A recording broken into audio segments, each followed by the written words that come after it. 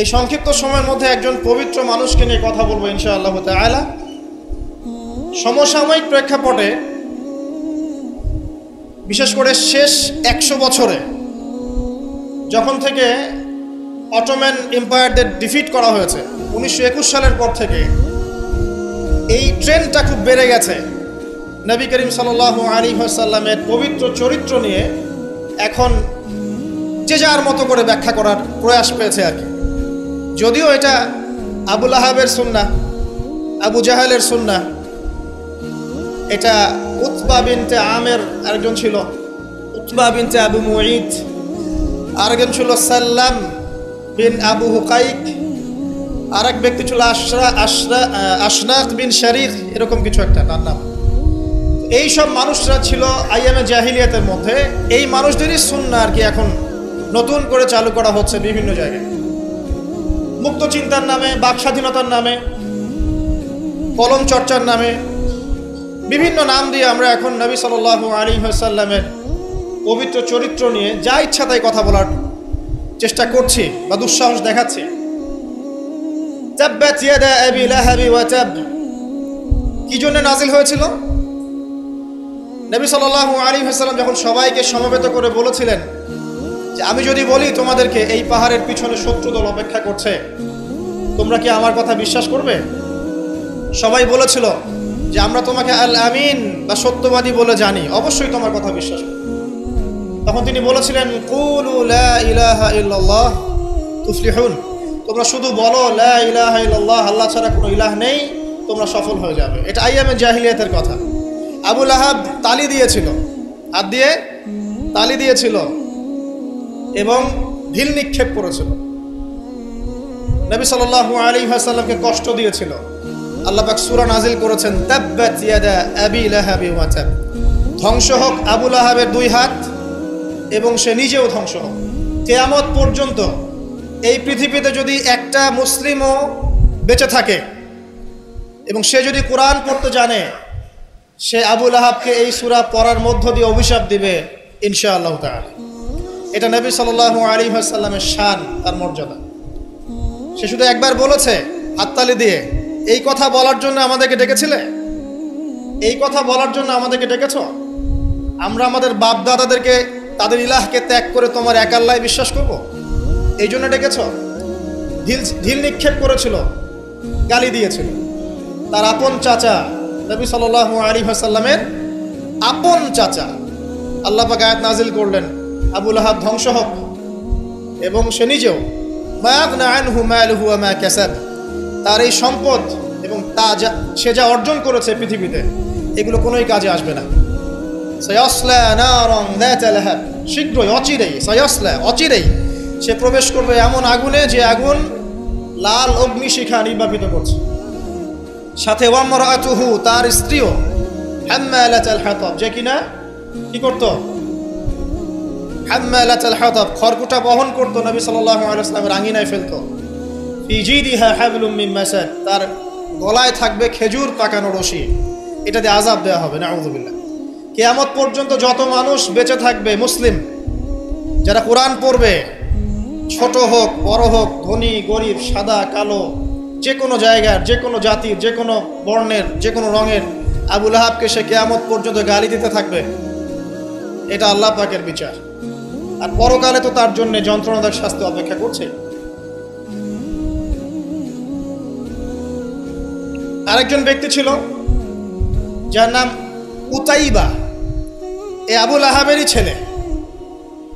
একদিন নবী সাল্লাল্লাহু আলাইহি ওয়াসাল্লামকে সে গিয়ে বলছে ওয়ান নাজমি ইযা হাওয়া, এই সূরার এই প্রথম দিকের আয়াতগুলো আমি বিশ্বাস করি না। এক পর্যায়ে নবী সাল্লাল্লাহু আলাইহি ওয়াসাল্লামের সাথে বাকবিতণ্ডা করতে লাগলো। আমাদের নবীজি তো তর্ক করতেন না, স্বল্পভাষী, মিষ্টি ভাষী, নরম মানুষ ছিলেন, তর্ক করতেন না, নিজে কাউকে কখনো একটা থাপ্পড়ও দেননি, এমন মানুষ ছিলেন। তো সেই মানুষটাকে সে মুখে থুতু নিক্ষেপ করেছিল, তবে এই থুতুটা তার মুখ পর্যন্ত পৌঁছে নাই, আল্লাহ পাক পৌঁছাতে দেননি। আরো কষ্ট দেওয়ার জন্য তার জামা টানা হেঁচড়া করছিল। আর রাহিকুল মাখতুম বইয়ের মধ্যেই আছে, পড়ে দেখবেন। আল্লামা সফিউর রহমান মোবারকপুরি রাহিমাহুল্লাহ রচিত আর রাহিকুল মাখতুম, যেটা 1187টা বা 85টা বইয়ের মধ্যে ফার্স্ট প্রাইজ পেয়েছে, প্রথম স্থান অধিকার করেছে এই বই। এখানেই লেখা আছে তো নবী সাল্লাল্লাহু আলাইহি ওয়াসাল্লাম কষ্ট পেয়েছিলেন। কষ্টে তখন তিনি বলেছেন আল্লাহর কাছে, ওই মুহূর্তে বলেছেন, আল্লাহ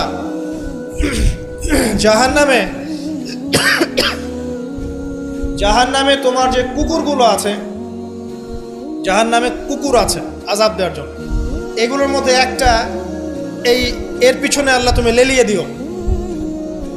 এটা বদদোয়া করেছেন নবী সাল্লাল্লাহু আলাইহি ওয়াসাল্লাম।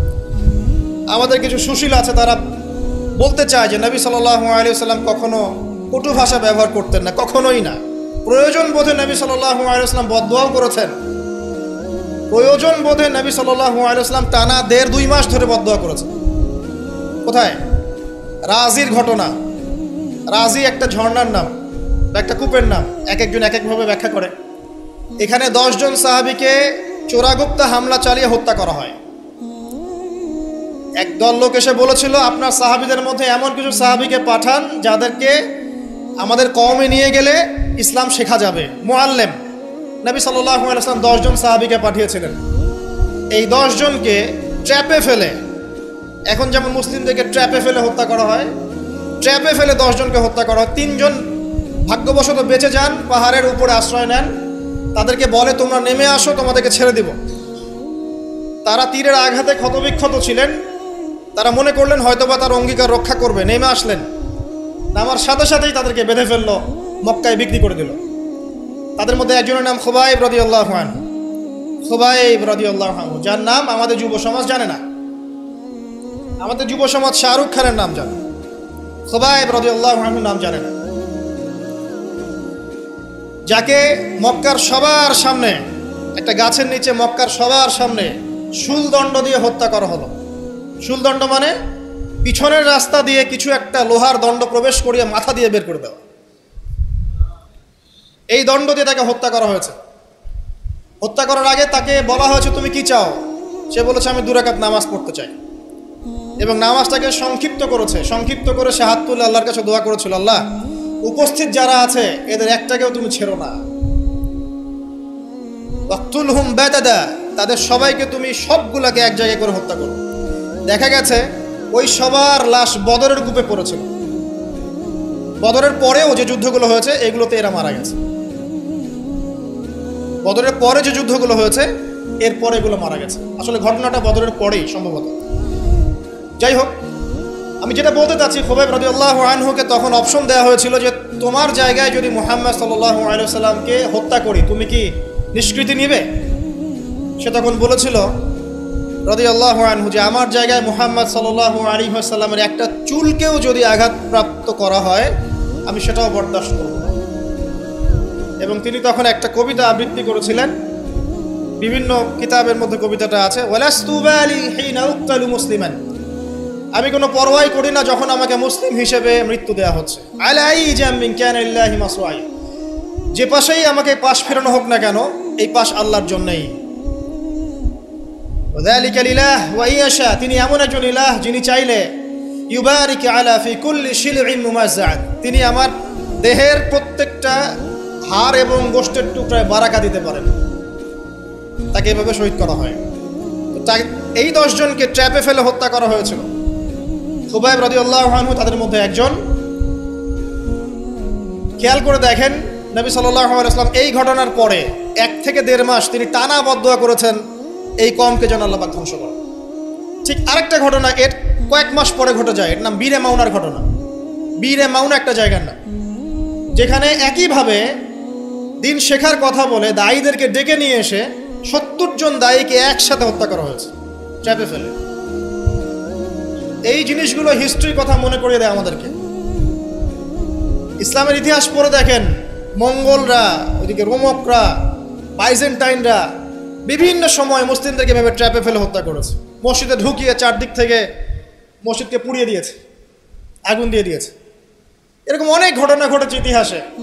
আব্বাসীয় খেলাফতের সময় মঙ্গলরা যখন আক্রমণ করেছিল, মাত্র 40 দিনের ব্যবধানে 10 থেকে 20 লক্ষ মানুষকে হত্যা করেছে, সবাই মুসলিম। একটা কথা মনে পড়ে যায় ঘটনাটা বলতে গেলেই, ওই সময় আব্বাসীয় খেলাফতের যে মানে আমির ছিলেন বা খলিফা ছিলেন, তারা মোটামুটি দুনিয়া পূজারী হয়ে গিয়েছিলেন আর কি। দুনিয়ার যে মোহ তাদের মধ্যে ঢুকে গিয়েছে, ধন সম্পদ জমা করে করে এক একজন স্তূপ করেছিল আর কি। তো মঙ্গল যে কমান্ডার ছিল, যে হত্যা করেছে, সে আব্বাসীয় খলিফাকে তখন হেসড়ে নিয়ে এসে বলছে, কি চাও? সে বলছে, আমি পিপাসার্ত, পানি চাই। কারাগারে নিয়ে গিয়ে ওর মুখটা দুজন মিলে খুলে, দুজন দিক থেকে ধরে সোনার কয়েন ঢালা হয়েছে গলার মধ্যে। বলছে, খাও, এগুলো পান করো। ওই মঙ্গল কমান্ডার, যে মঙ্গল, ওই যে হালাকু খার নাম শুনেছেন, চেঙ্গিস খা হালাক, ওদের বংশধর, সে বলছিল যে এই যে ধন সম্পদগুলো তোমরা জমা করেছিলে, মুসলিমদেরকে বলছে, মুসলিম খলিফাকে, এই ধন সম্পদগুলো তোমরা যে জমা করেছিলে, এইগুলো যদি নিজেরা জমা না করে তোমাদের জনগণের কল্যাণে ব্যয় করতে, তারা আজকে তোমার পক্ষে যুদ্ধ করতো। এখন এগুলো খাও, পানি নাই। মঙ্গল কমান্ডারের কাছে শিক্ষণীয় বিষয় আছে না? যেটা বলছিলাম, নবী সাল্লাল্লাহু আলাইহি ওয়াসাল্লাম ক্ষেত্র বিশেষে বদদুয়া করেছেন। এই ব্যক্তির সম্পর্কে বদদুয়া করেছিলেন যে, আল্লাহ আমাকে কষ্ট দিয়েছে, আমার মুখে থুতু নিক্ষেপ করতে চেয়েছে, আমার পোশাক ছিঁড়ে ফেলেছে, আল্লাহ তুমি তোমার জাহান্নামের কুকুরের মধ্যে একটা কুকুরকে দিয়ে খাইয়ে দিও। এই ব্যক্তি সিরিয়ায় গিয়েছিল ব্যবসা করতে, হঠাৎ করে রাত্রেবেলা দেখে চারপাশে বাঘ। আর এগুলো কোনো গাল গল্প নয়, হঠাৎ করে বাঘ চারপাশে। সে বলছে, আমি মারা যাব। তার সঙ্গী সাথীরা বলছে যে, আমরা তো এখানে আছি, কোনো সমস্যা নেই, আমরা তো কিছু দেখতে পাচ্ছি না। সে বলছে, না, আমি যা দেখতে পাচ্ছি তোমরা দেখতে পাচ্ছ না। রাতের অন্ধকারে ঠিকই একটা বাঘ এসে তার গলা গর্দান ছিঁড়ে নিয়ে চলে গেছে। ওই যে বদদুয়া নবী সাল্লাল্লাহু আলাইহি ওয়াসাল্লামের, এই যে ফল। আরেকদিন নবী সাল্লাল্লাহু আলাইহি ওয়াসাল্লাম নামাজ পড়ছেন কাবার হাতিমে, সেজদা দিয়েছেন। উকবা বিন আবি মুঈত, একজন কাফের, ওই যে উটের, বড় উটের ঘটনা জানেন না, উটের নাড়ি ভুড়ি নিয়ে এসে তার গর্দানে গলায় চাপিয়ে দিল, আর পা দিয়ে নবী সাল্লাল্লাহু আলাইহি ওয়াসাল্লামের গালটাকে ঠেসা দিয়েছিল, যাতে প্রায় তার চোখ বের হয়ে আসতেছে এমন একটা অবস্থা। যদি কাউকে এভাবে চাপ দেওয়া হয় খুব জোরে, চোখটা লাল হয়ে যাবে না? এইভাবে স্পষ্ট লেখা আছে সিরাতের গ্রন্থগুলোতে। নবী সাল্লাল্লাহু আলাইহি ওয়াসাল্লামকে এই অবস্থা থেকে উদ্ধার করলেন তার মেয়ে ফাতিমা রাদিয়াল্লাহু আনহা। আল্লাহর নবী প্রচন্ড কষ্ট পেলেন এই দিন, প্রচন্ড কষ্ট, এবং হাত তুলে তিনি একটা একটা করে নাম উল্লেখ করতে থাকলেন। আল্লাহ, আবু জাহেল ইবনে হিশাম, উকবা বিন আবি মুঈত, উতবা, শাইবা, রাবিআ, নাম উল্লেখ করতে থাকলেন। আল্লাহ, এদেরকে তুমি ছেড়ো না, এদেরকে দেখে নিও। নবীজি একবার যখন আল্লাহর সামনে বলবেন কিয়ামতের মাঠে, আল্লাহ আমার উম্মত, আল্লাহ আমার উম্মত, আল্লাহ পাক এক দোয়াতেই নবী সাল্লাল্লাহু আলাইহি ওয়াসাল্লামকে বলবেন, তোমার উম্মতের মধ্যে যার অন্তরে সরিষা পরিমাণ ঈমান আছে ওকে বের করে নিয়ে আসবে। সেই মানুষ যদি বদদুয়া করে নাম ধরে, তাদের কি অবস্থা হবে এবার চিন্তা করেন। সেই মানুষের শান, তার মর্যাদা, তার চরিত্র নিয়ে কেউ যদি কথা বলে, কটূক্তি করে, তার অবস্থা পরকালে কি হবে চিন্তা করেন। দুনিয়াতে হয়তো কিছু হবে না, হয়তো পার পেয়ে যাবে, এই দুনিয়াটা চূড়ান্ত ফলাফলের জায়গা নয়। আর মুসলিমরা এখন দুর্বল, তাদের আল্লাহর কাছে দোয়া করা ছাড়া এখন কোনো অপশনও নাই। দোয়ার অনেক অনেক ক্ষমতা আছে। নবী সাল্লাল্লাহু আলাইহি ওয়াসাল্লাম দোয়া করলেন, এই 10 জন ব্যক্তির লাশ বদরের প্রান্তরে পাওয়া গেছে। আবু জেহেল দেখবেন বদরের নিহত হয়েছে, উতবা, শাইবা, সবগুলা বদরের কূপে। এবং কূপে যখন তাদেরকে ফেলা হয়েছে, নবী সাল্লাল্লাহু আলাইহি ওয়াসাল্লাম কূপের পাশ দিয়ে যাওয়ার সময় বলছিলেন, তোমরা কি তোমাদের জাযা পেয়ে গেছো?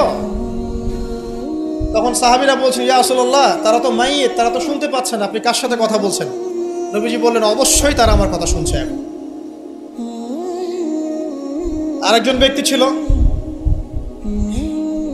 যে নবী সাল্লাল্লাহু আলাইহি ওয়াসাল্লামকে নিয়ে এই কবিতা, গল্প, নৃত্য, মেয়েদেরকে নাচাতো, এসব তৈরি করতো, মক্কা ছড়াতো। তার নাম আশনাক বিন শারিক।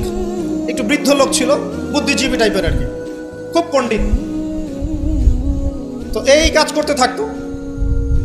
নবী করিম সাল্লাল্লাহু আলাইহি ওয়াসাল্লাম বদদুয়া করেছিলেন, প্লেগ, বসন্ত, গায়ে পচন ধরার মধ্য দিয়ে লোকের মৃত্যু হয়েছে। আরো আছে, বলতে গেলে অনেক সময় চলে যাবে, আপনাদের খুতবার সময় খুব শর্ট। আমি অন্য টপিকে যেতে যাচ্ছি আর কি। আমি বলতে যাচ্ছি, এই আইয়ামে জাহেলিয়াত থেকে এটা চলে আসছে। নবী করিম সাল্লাল্লাহু আলাইহি ওয়াসাল্লামকে জীবিত অবস্থায় এই 23 বছরে মোট 16 বার হত্যা করার চেষ্টা করা হয়েছে। কতবার? এবং তাকে এই 23 বছরের নববী জীবনে প্রায় 15টা গালি খেতে হয়েছে। সাহের, জাদুকর, কাযযাব, মহামিথ্যাবাদী, ফারিকুল জামাত বিভক্তকারী, ঐক্য বিনষ্টকারী, অনেক কথা শুনতে হয়েছে 15টার মতো। কাবা ঘরে যখন তিনি তাওয়াফ করছেন মক্কা বিজয়ের পর, তখনও তাকে চোরাগোপ্তা হামলা চালিয়ে হত্যা করার চেষ্টা করা হয়েছে। তিনি বসে আছেন, তার সামনে তরবারি নিয়ে গেছে। আল্লাহ ওহীর মাধ্যমে জানিয়ে দিয়েছেন, তিনি বলেছেন তরবারি কি জন্য এনেছো? আমাকে হত্যা করার জন্য। সাথে সাথে সে মুসলিম হয়েছে। ইহুদিরা ডেকেছে, এই যে বনু নাজির গোত্র, যাদের ঘটনা সূরা হাশরের মধ্যে বর্ণিত আছে। সূরা হাশরের পিছনে দেখবেন বনু নাজিরের ঘটনা আছে। বনু নাজির এরা ডেকেছে নবী সাল্লাল্লাহু আলাইহি ওয়াসাল্লামকে, চুক্তি নিয়ে আমরা কথা বলবো, আমরা শান্তি নিয়ে কথা বলবো, এই জন্য ডেকেছে। নবী করিম সাল্লাল্লাহু আলাইহি ওয়াসাল্লাম আবু বকর ওমর রাদিয়াল্লাহু আনহুকে নিয়ে গিয়েছেন, দেয়ালের পাশে বসেছেন, উপর থেকে পাথর ফেলে হত্যা করার চেষ্টা করা হচ্ছে। আল্লাহ পাক জানিয়ে দিয়েছেন, তিনি সেখান থেকে চলে গেছেন। প্রায় 16 বার, আমার ছোট্ট গবেষণা, সিরাতের বইগুলো পড়ে দেখেন, প্রায় 16 বার তাকে হত্যা করার চেষ্টা করা হয়েছে। তাকে জীবিত অবস্থায় প্রায় 15টা গালি খেতে হয়েছে। কিন্তু প্রত্যেকটা বিষয়ের রিফ্লেকশন একই রকম ছিল না। মাক্কি জীবনে নবী সাল্লাল্লাহু আলাইহি ওয়াসাল্লাম প্রচণ্ড সবর এবং ধৈর্যের পরিচয় দিয়েছেন। দোয়া করেছেন, বদদোয়া করেছেন, হেদায়েতের দোয়া করেছেন। কিন্তু মাদানী জীবনে যখন নবী করিম সাল্লাল্লাহু আলাইহি ওয়াসাল্লাম যখন একটা স্টেটের প্রধান, রাষ্ট্রপ্রধান, তার কাছে ইকোনমিক পাওয়ার, পলিটিক্যাল পাওয়ার, সামরিক পাওয়ার সব কিছু আছে, একটা সুপার পাওয়ারের মতো, ঠিক তখন তিনি এই অপবাদগুলো সহ্য করেন নাই। একজন ব্যক্তির নাম কাব বিন আশরাফ, নবী করিম সাল্লাল্লাহু আলাইহি ওয়াসাল্লাম সাহাবীদেরকে বলেছেন, ওকে মেরে চলে আসো। সাহাবীগণ এই মিশনটা বাস্তবায়ন করেছেন। পরে আরেকজন ছিলেন সাল্লাম বিল হুকাইল, এ আর এক ইহুদি নেতা। নবীজি একদিন বলেন, আমাকে কষ্ট দিয়েছে, কে আছো আমার মনে শান্তি দিতে পারো? 3 জন সাহাবী চলে গেলেন। খায়বারের দুর্গের মধ্যে ঢুকেই তার কেসাস করা হয়েছে। সবসময় রিফ্লেকশন একই রকম ছিল না। মক্কা বিজয়ের পরে, মক্কা বিজয়ের দিন তিনি সবাইকে ক্ষমা করে দিয়েছেন আমভাবে, শুধু কয়েক শ্রেণীর মানুষ বাদ দিয়ে। যার মধ্যে এক শ্রেণী হচ্ছে যারা নবী করিম সাল্লাল্লাহু আলাইহি ওয়াসাল্লামকে সারা জীবন বিভিন্নভাবে কথা, গান, লেখা, নর্তকী বিভিন্নভাবে তাকে কষ্ট দিত। ইবনু খাতাল নামে একজন ব্যক্তি ছিল, সে কাবা ঘরের গেলাফ ধরে ঝুলেছিল। ওই অবস্থায় আলী রাদিয়াল্লাহু আনহু তাকে হত্যা করেছে। আমি আপনাদেরকে বলছি না যে এটা সলিউশন, আমি এটা বলছি না আপনাদের। আমি আপনাদেরকে বলতে চাচ্ছি, জীবিত অবস্থাতেই নবী সাল্লাল্লাহু আলাইহি ওয়াসাল্লামকে প্রায় 15টা গালি খেতে হয়েছে, তাকে 16 বার হত্যা করার চেষ্টা করা হয়েছে। কিন্তু সবসময় তার রিফ্লেকশন একই রকম ছিল না, প্রতিক্রিয়া একই রকম ছিল না। যখন মাক্কি যুগ, মুসলিমদের অবস্থা দুর্বল, মুসলিমদের হাতে কোনো রকম ক্ষমতা নেই, আলাদা রাষ্ট্র নেই, কোনো ইকোনমিক বেস নাই, আমরা সেখানে অনেকটাই দুর্বল, বেশ দুর্বল। বরং সেখান থেকে হিজরত করে চলে যেতে হয়েছে মদিনায়, তাই নয় কি? সেক্ষেত্রে ওই জায়গায় নবী করিম সাল্লাল্লাহু আলাইহি ওয়াসাল্লাম কোনো রকম সামরিক এগ্রেশন নেন নাই, কোনো রকম সামরিক বা আঘাতের বদলে আঘাত, এই টাইপের কোনো কনক্লুশনে তিনি যাননি। সবর করেছেন, বদদোয়া করেছেন। ঠিক যেমন আমি বললাম, আমাদের করণীয় এখন এটাই, সবর করতে হবে, আপনাকে বদদোয়া করতে হবে, আপনি নিজের রাসূলের আদর্শের উপর থেকে দেখাবেন, ইত্যাদি ইত্যাদি। এখন আপনার সেই ক্ষমতা নাই, সিম্পল। এখন আপনি এরকম কোনো ইনিশিয়েটিভ নিতে যাবেন না। এই অবস্থায় আপনি এরকম কোনো ইনিশিয়েটিভ নিতে যাবেন না যেমনটা নবীজি মদিনায় নিয়েছিলেন। তাহলে মুসলিমরা উল্টা ক্ষতির মধ্যে পড়তে পারে, বরং জমিন মুসলিমদের জন্য আরো সংকুচিত হয়ে আসতে পারে। কিন্তু মদিনার যুগে নবী সাল্লাল্লাহু আলাইহি ওয়াসাল্লামের যখন সেরকম ক্ষমতা ছিল, তখন তিনি অ্যাকশন অন্যরকম নিয়েছেন। যদি কখনো এই জমিনে আল্লাহ পাক ইসলামকে আবার সেই জায়গায় নিয়ে যান, তখন সেই অ্যাকশন নেওয়া হয়। চোরের যে হাত কাটে, চুরি করলে হাত কেটে দেওয়া হয়, এটা কি আপনি এ ধরনের কোনো সিচুয়েশনে বাস্তবায়ন করতে পারবেন? পারবেন না, সিম্পল, বিকজ এটা ইসলামিক স্টেট নয়। যদি কোনো জায়গায় আল্লাহ পাকে, পৃথিবীর কোনো জায়গায় ভবিষ্যতে কোথাও এরকম কোনো স্টেট কায়েম করেন, আল্লাহ চাইলে করতে পারেন, আল্লাহ চাইলে পারেন। যেটা এখন মোটামুটি বলতে গেলে সারা বিশ্বে কোথাও নাই। যেখানে যেখানে আছে একটু আইওয়াশ, এটা আইওয়াশ, আমার কাছে এটা আইওয়াশ। কারণ চোরের হাত কেটে যদি আমি ইহুদিদের সাথে বন্ধুত্ব করি, তাহলে এটা কতটুকু ইসলামিক রাষ্ট্র হলো সেটা আল্লাহ ভালো জানে। কথা বুঝতে পারছেন? চোরের হাত কাটলাম ঠিকই, কিন্তু আমি এদিকে আমার ইকোনমিক সেকশনে, সামরিক সেকশনে সব ইহুদি খ্রিস্টানদের সাথে আমি বন্ধুত্ব করে রেখেছি, এটা কতটুকু ইসলামিক স্টেট আল্লাহ ভালো জানে। যাই হোক, ওদেরকে নিয়ে মাথা ব্যথা নেই। বিষয়টা হচ্ছে যদি কখনো আল্লাহ পাক এমন কোনো জায়গা দেন মুসলিমদেরকে ভবিষ্যতে, তখন চোরের হাত ঠিকই কাটা হবে, তখন ব্যভিচারের শাস্তি ঠিকই দেওয়া হবে, জেনার জন্য বেত্রাঘাত করা হবে, ইত্যাদি ইত্যাদি। কিন্তু সেটা তো আপনি এখন করতে পারবেন না। তাই এখন কোনো আত্মঘাতী অবস্থায় যাবেন না, এটা সবচেয়ে বড় কথা। আমার আগে সবচেয়ে প্রথম নসিহত, নবী করিম সাল্লাল্লাহু আলাইহি ওয়াসাল্লামকে নিয়ে অনেক কথাবার্তা হচ্ছে, চারপাশে হবে, এমন কোনো আত্মঘাতী পদক্ষেপ নেবেন না যাতে ইসলাম আরও সংকুচিত হয়, মুসলিমদের অবস্থা আরও খারাপ হবে। এখন কি করবেন সেটা আমি আগে বলছি। প্রথম কথা হচ্ছে, এখন আপনাকে আমাকে নিজেকে আগে নবী সাল্লাল্লাহু আলাইহি ওয়াসাল্লামের সুন্নতের উপর দাঁড়াতে হবে। আমি প্রতিদিন ক্লিন শেভ করি, আর নবী সাল্লাল্লাহু আলাইহি ওয়াসাল্লামকে কেউ কটূক্তি করেছে, তাকে নিয়ে আমার মাথা ব্যথার শেষ নাই। আগে নিজের গালে দাড়ি নিয়ে আসো তুমি। আমি 5 ওয়াক্ত সালাতই আদায় করি না, ইসলামকে নিয়ে কেউ যদি ব্যঙ্গ করে, আমি এমন শোডাউন শুরু করি যাতে মনে হয় আমি একমাত্র পাক্কা মুসলিম, আর কেউ মুসলিমই না। আগে নামাজ পড়েন 5 ওয়াক্ত, নবীর সুন্নাহগুলো নিজের উপর আগে ইমপ্লিমেন্ট করেন, নিজের উপর আগে বাস্তবায়ন করেন। সবার আগে এটা কাজ আমাদের। দ্বিতীয় কাজ কি? নিজের পরিবারের মধ্যে ইসলামের নবী সাল্লাল্লাহু আলাইহি ওয়াসাল্লামের যে সুন্নাহগুলো আছে এটা বাস্তবায়ন করা। এখানে তো কেউ আপনাকে চাপ প্রয়োগ করছে না। আপনি চাইলে আপনার পরিবারটাকে ইসলামিক পরিবার হিসেবে গড়ে তুলতে পারেন। এটা আপনার প্রথম দায়িত্ব, প্রথম দিকের কাজ। নবীর সুন্নাহর উপর থেকে মানুষকেও সুন্নাহর দিকে ডাকা, এটা কাজ। নবীর আদর্শে নিজে আগে এস্টাবলিশ হয়ে দেখানো যে এটাই নবীর সুন্নাহ।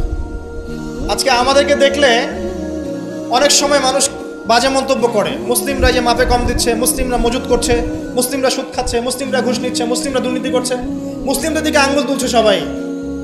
এই জিনিসগুলো কি নবীর আদর্শ?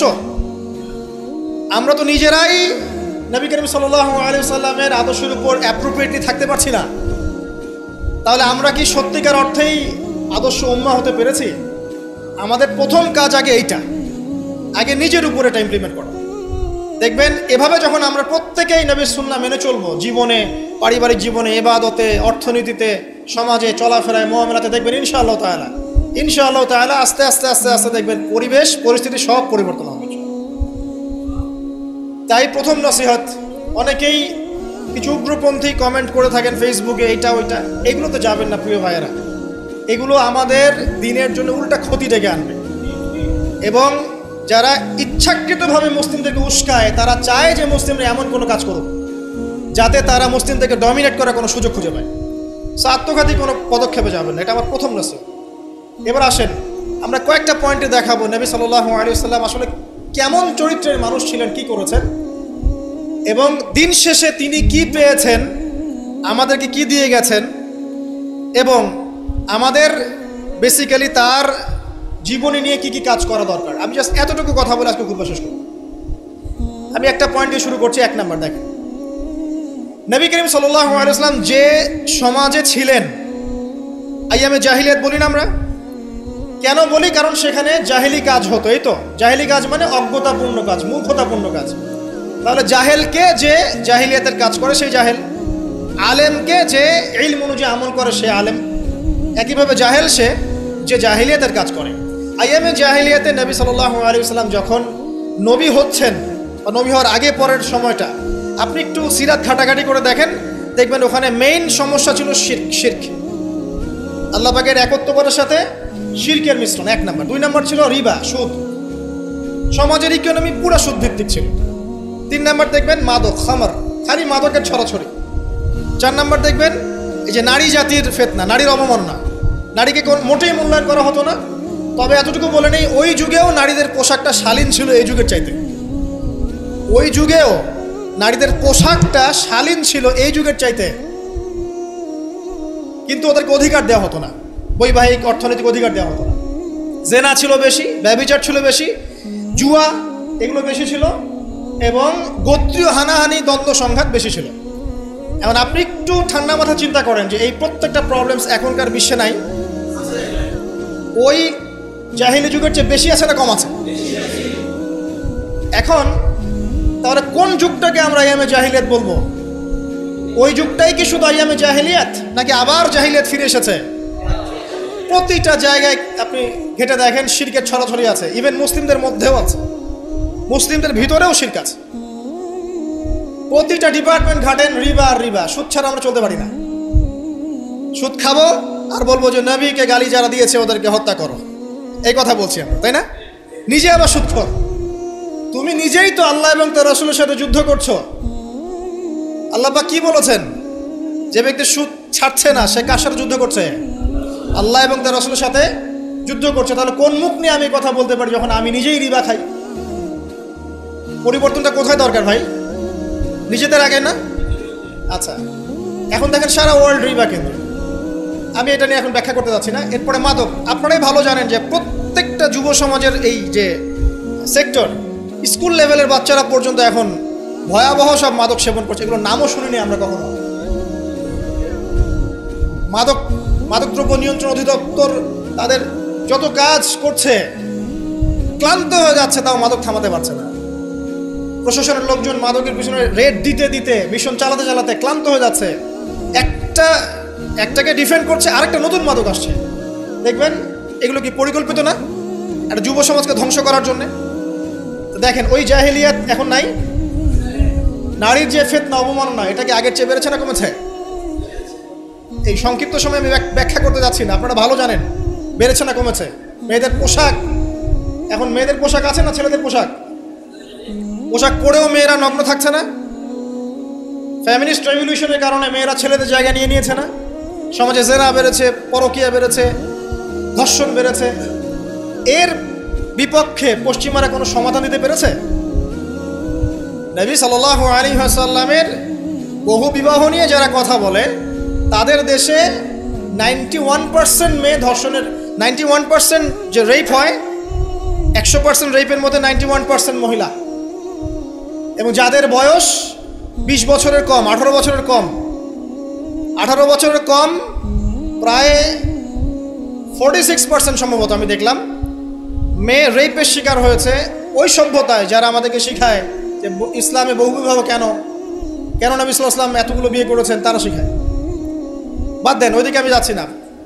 মূল কথা বলছি যে এই জাহেলিয়াতের সমাজটাকে নবী সাল্লাল্লাহু আলাইহি ওয়াসাল্লাম পরিবর্তন করেছিলেন কিনা? কত বছরের মধ্যে? মাত্র 23। আমাকে একটা সমাজবিজ্ঞানী দেখান, একটা রাজনৈতিক নেতা দেখান, একটা অর্থনীতিবিদ দেখান, একটা দার্শনিক দেখান, একজন মহামানব দেখান, একটা লিডার দেখান, যে মাত্র 23 বছরের ব্যবধানে, মাত্র 23 বছরের ব্যবধানে পুরো আইয়ামে জাহিলিয়াতকে এমনভাবে পরিবর্তন করেছেন যে মক্কা বিজয়ের পরে না মক্কায় কোনো শিরক আছে, না কোনো সুদ আছে, না কোনো মাদক আছে, না কোনো নারীর হেনস্থা অবমাননা আছে, না বেপর্দা অশ্লীলতা আছে, না জেনা আছে, না ব্যভিচার আছে, না গোত্রীয় হানাহানি দ্বন্দ্ব আছে। একটা মানুষ দেখান সারা বিশ্বে। চরিত্র কি নিয়ে গঠিত হয়? শুধু কি বিবাহ কেন্দ্রিক বিষয় নিয়েই চরিত্র গঠিত? মানুষের চরিত্র বলতে আমরা কি বুঝি?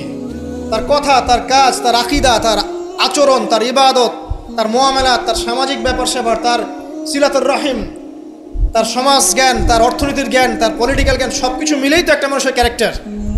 যখনই ক্যারেক্টারের প্রশ্ন আসে নবী সাল্লাল্লাহু আলাইহি ওয়াসাল্লামকে নিয়ে সরাসরি চলে যায় বিবাহ। কারণ আর কোনো সেক্টর নাই ক্যারেক্টার নিয়ে আলোচনা করার। ওগুলো তো ডিফেন্ড করাই যাবে।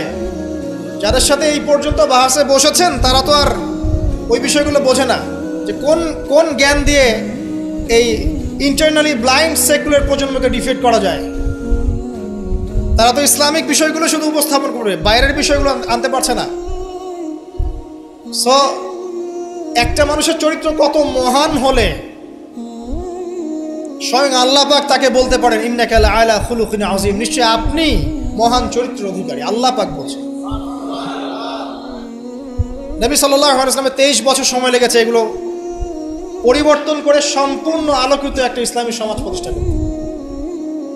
একটা পয়েন্ট বললাম, তার চরিত্র আপনি বুঝে নেন, তার ক্যাপাবিলিটি বোঝেন, তার ব্যক্তিত্ব বোঝেন, তার গায়রত বোঝেন, তার শান মর্যাদা বোঝেন।